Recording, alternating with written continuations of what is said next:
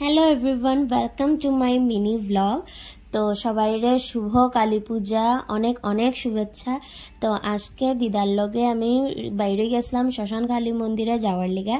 তো যাওয়ার সময় একটু মিষ্টি কিনে লইছিলাম।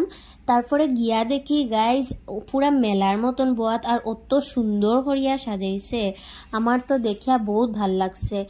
আর যদি আমার দিদি আইতো তে আমি নিশ্চয়ই কতটি ফটো উঠি গেলাম না গাইজ, বাট ফটো উঠা হইছে না। সেলফি এক দুইটা উঠছিলাম, বাট এখানে সত্যি কালীমারে দেখা বহুত ভাল লাগছে।